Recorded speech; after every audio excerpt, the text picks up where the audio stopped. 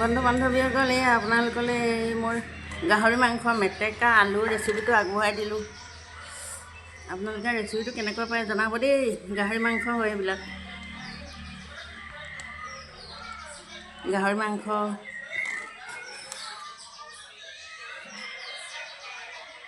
কেনেকুৱা দেখিছে জনাবচোন, ভাল লাগিছে নাই।